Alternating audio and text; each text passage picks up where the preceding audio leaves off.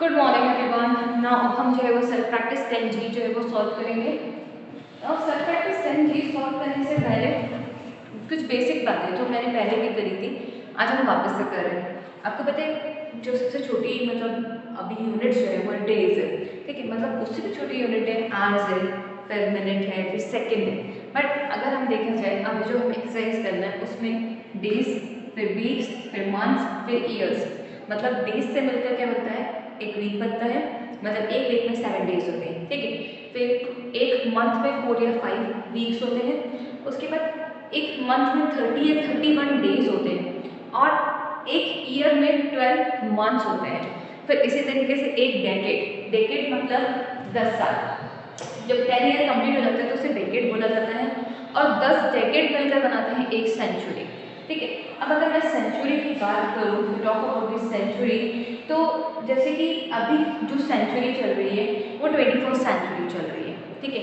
मतलब जैसे कि अगर हम देखे जाए तो 1900, दैट इज 1900 से 1999 तक ये जो थी 20th सेंचुरी थी, मतलब कौन सी थी, 20वीं सदी थी। नाउ अब जो सदी चल रही है वो कौन सी चल रही है, 2000 से लेकर 2099 तक के जो सेंचुरी रहेगी वो आपकी 21st सेंचुरी रहेगी, ठीक है। तो this is the 21st century and this is the 20th century. So now we are in 21st century. Okay, so ये हो गया आपकी बात हो गई एक हायरार्की की या एक यूनिट्स की, कि जैसे सबसे बड़ी अगर यूनिट देखा जाए तो सेंचुरी, सेंचुरी के बाद डेकेड, डेकेड के बाद आपका ईयर, ईयर के बाद मंथ, फिर उसके weeks and then days, then hours, then minute and then second, ठीक है। सो इस तरह से पूरा एक जो आपका टाइम की जो यूनिट्स है वो इस तरह से चलती है। सो बिगर और स्मॉलर यूनिट आप इजीली आइडेंटिफाई कर सकते हैं। I have already taught you कि बिगर यूनिट को अगर स्मॉलर यूनिट में कन्वर्ट करना है तो मल्टीप्लाई कीजिए, और अगर स्मॉलर को बिगर में कन्वर्ट करना है तो डिवाइड कीजिए। तो सेम कंसेप्ट हम इसमें भी यूज करेंगे, बट हमारी यूनिट्स क्या हो जाएंगी, डिफरेंट हो जाएंगी। आप सेल्फ प्रैक्टिस सेंस का क्वेश्चन नंबर 1 जो दिया हुआ है वो पेज नंबर 168 पर एक टेबल दी हुई है, उस टेबल की हेल्प से करना है, ठीक है। इट्स लाइक बहुत बेसिक से क्वेश्चंस पूछे उसमें कि एक 1 ईयर में कितने मंथ्स ऐसे हैं जो 31 डेज के होते हैं, 30 डेज के होते हैं, और जिसमें 30 या 31 डेज से कम दिन होते हैं। तो एक ही मंथ ऐसा है, दैट इज फरवरी, जो अभी रनिंग में है, इसमें टोटल 28 या 29 डेज होते हैं। अब 29 डेज कब होते हैं, जब लीप ईयर आता है। अब लीप ईयर क्या होता है, यू नो वेरी वेल कि जो अर्थ है, this is our earth and this is सन।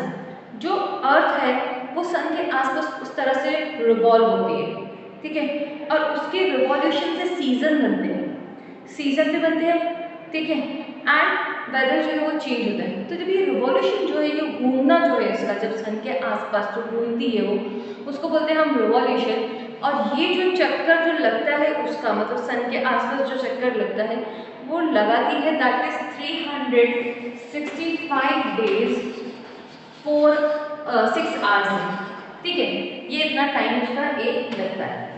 अब साइंटिस्ट को बहुत ज़्यादा प्रॉब्लम हो रही थी कि 6 आवर्स को हम कैलकुलेट कैसे करेंगे, क्योंकि 365 डेज तो इजीली जो है हमारे कैलकुलेशन में आ जा रहे थे ना, बट 6 आवर्स नहीं आ रहे थे। तो what they find the solution, उन्होंने सॉल्यूशन क्या निकाला कि हम इस 6 आवर्स को 4 ईयर्स तक के जमा करके रखते हैं, दैट इज 6 6 6। तो ये टोटल कितने हो गए, दैट इज 24 आवर्स ना। ये 24 आवर्स जो है वो एक दिन के बराबर हो गया। तो जो नेक्स्ट 4th ईयर आता है ना, 3 साल जो चौथा साल आता है, उसमें जो एक दिन को जो है वो फरवरी में ऐड कर दिया जाता है, क्योंकि फरवरी में 28 डेज होते हैं।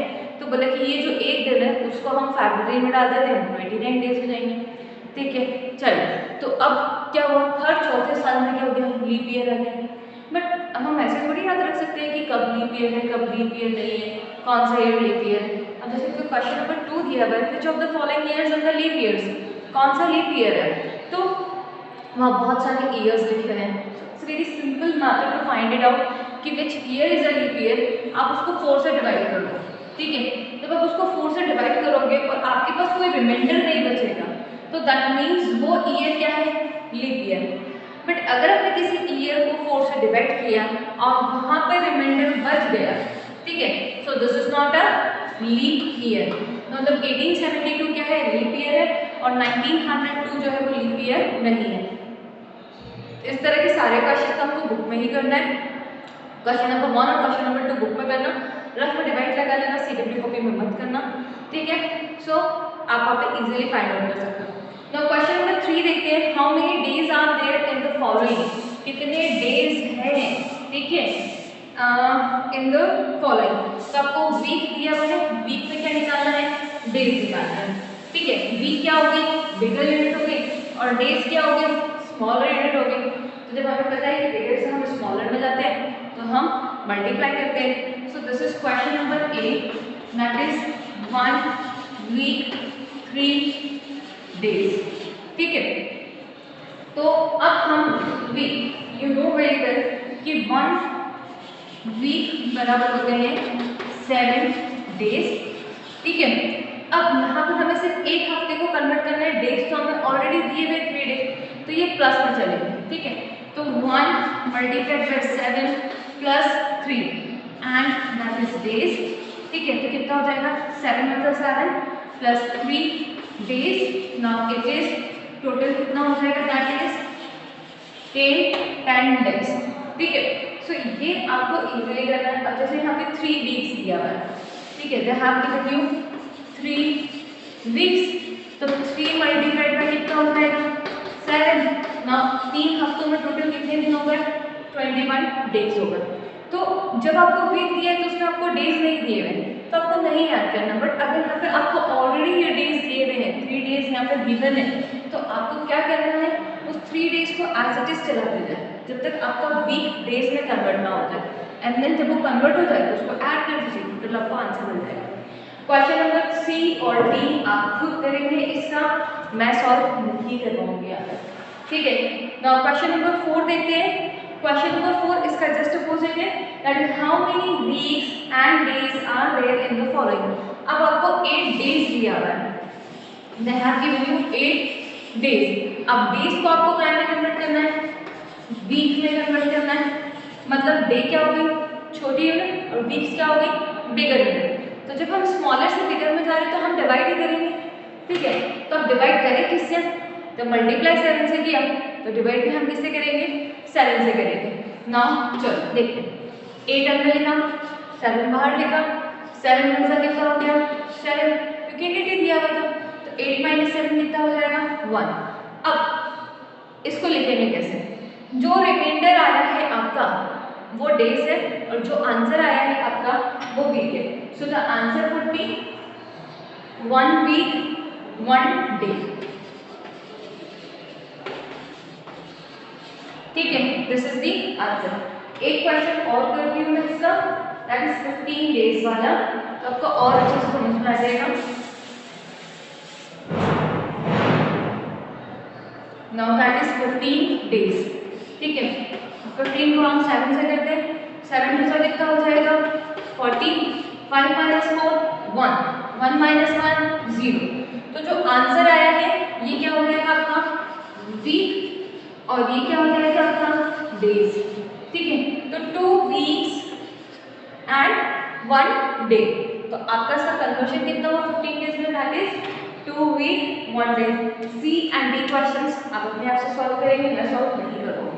Now question number 5, question number 5 क्या दिया है, a group of tourist stayed in Dehradun for 8 days.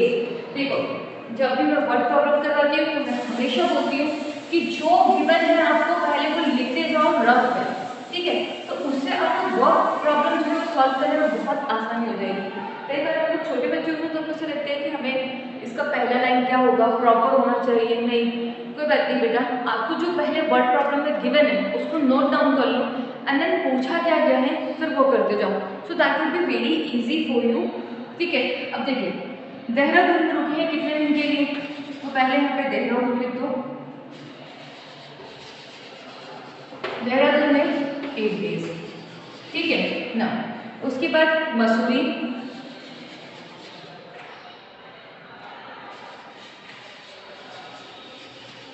Mussoorie में कितने दिन है, 11 डेज, ओके ना, मसूरी के बाद हरिद्वार, बहुत लंबा टूर निकाला था, लगता है लोग वर्ल्ड टूर इंडिया टूर में निकले थे। हाँ दैट इज हरिद्वार में 4 days। ठीक है, how many weeks and days in all did the group stay in these 3 places? 3 places पे घूमने के लिए गए थे। 8 दिन देहरादून में रुके, 11 दिन मसूरी में रुके और 4 दिन हरिद्वार में रुके। तो टोटल डेज कितने होगा? तो टोटल डेज आपके हो जाएंगे टोटल 23 डेज। काउंट कर लीजिएगा। सो दैट इज 23 डेज आ जाएगा। अब ये तो मेरा आंसर आ गया, but what he is asking in week and days. तो हमें वापस 7 से डिवाइड करना होगा। जब मैं इसको 7 से डिवाइड करूंगी तो क्या आ जाएगा? That is 7 3 21, 3 minus 1 2, 2 minus 2 0। So that is 3 weeks 2 days जो है वो लोग टोटल स्टे किया उन्होंने इन तीनों प्लेसेस पे। ठीक है ना, अब हम ये तो हमारा हो गया क्वेश्चन नंबर 5। ना अब हम क्वेश्चन नंबर 6 देखते हैं। Olympic games are held every 4 years। Olympic एक तरह का गेम है, आप सब जानते हैं, वो हर 4 साल में जो है वो ऑर्गेनाइज होता है। ठीक है, they were last held in 2016 में लास्ट टाइम हुआ था। ठीक है, इन रियो दो जेनेरियो, मतलब ब्राजील में एक जगह का नाम है रियो दो जेनेरियो इसलिए भी बोला जाता है क्योंकि वहाँ का तोता है। दैट इज, आपने रियो मूवी देखी होगी ना, वो ब्लू कलर का parrot, that was very beautiful, इसलिए वो फेमस है वहाँ पे। Well with the next 3 games be held, अब उन्होंने बोला कि नेक्स्ट 3 गेम्स अब कौन से ईयर में होंगे, और ये सभी ईयर्स क्या लीप ईयर्स है? हाँ, तो ये सभी ईयर्स लीप ईयर होंगे क्योंकि 2016 जो है वो लीप ईयर है। अब अगर आप इसमें 4 ऐड करते जाओगे तो दैट इज 2020 में नेक्स्ट गेम होगा, फिर 4 ईयर्स ऐड करो तो दैट इज 2024 में होगा, एंड देन उसके बाद 2028 में नेक्स्ट होगा, मतलब 2020, 2024, 2028, और ये सारे लीप ईयर है क्योंकि ये सब 4 से डिविजिबल है। इसका सोल्यूशन मैं आपको भेज दूंगी, तब नोट डाउन कर लेना। अब क्वेश्चन नंबर 7 जो है वो बुक में ही होगा। ठीक है, कैसे? List the following years in order with the earliest one first. अब इसमें कुछ आपको एक अलग सा कंसेप्ट दिया हुआ है, आपने नहीं पढ़ा है बट आपने सुना जरूर होगा। ठीक है, तो कुछ नहीं है, छोटा सा कंसेप्ट है, इसमें आपको ABC और AD दिया हुआ है, that is BC and AD। अब क्या हुआ था जब हम लोग समझदार होने लगे, मतलब आपको पता है सबसे पहले जो ह्यूमन थे वो उनको कुछ, मतलब हमने धीरे धीरे एवोल्यूशन स्टार्ट करना पड़ा। पहले हम पत्थरों से काम करते थे, फिर हम लोगों ने पढ़ना सीखा, फिर हम लोगों ने लैंग्वेज बनाई, फिर हम धीरे धीरे से करके कैलकुलेशन करते चले गए। तो दिस ऑल आर कि हम कई सालों से ये सब चीज़ें करते हुए आ रहे हैं। तो जब लोग टाइम का कैलकुलेशन करने के लिए बैठे, कुछ समझदार लोग, तो उन्होंने बोला कि हम टाइम को कैसे कैलकुलेट करें, मतलब how are we going to calculate the time. तो उसका सोल्यूशन ये निकला कि जो जीसस क्राइस्ट के बर्थ के पहले का था उसको हम BC बोल देंगे, that is before the birth of Christ, and उसके बाद का जो टाइम है हम वो AD में ले लेंगे, दैट इज एनाडोमिक। AD का मतलब होता है दैट इज एनाडोमिक। जब आप 6th स्टैंडर्ड में आओगे तो वैसे ही आपको इसको बहुत डीप में पढ़ना है, बट अभी मैंने सिर्फ आपको एक नॉर्मल समझाया कि BC और AD का मतलब क्या है। तो मतलब जीसस क्राइस्ट के बर्थ के पहले का जो भी टाइम है वो before the birth of Jesus Christ, मतलब BC, एंड उसके बाद का टाइम AD में काउंट किया जाता है। अब आपकी बुक में कुछ तकरीबन 8 पिक्चर्स दी हुई हैं, है ना, और उसके नीचे ईयर्स और ईयर्स के साथ BC और AD लिखा हुआ है। जैसे अब गौतम बुद्ध का बर्थ ऑफ गौतम बुद्ध लिखा हुआ है, तो वहाँ पे लिखा है 576 BC। तो BC पहले आएगा और AD बाद में आएगा।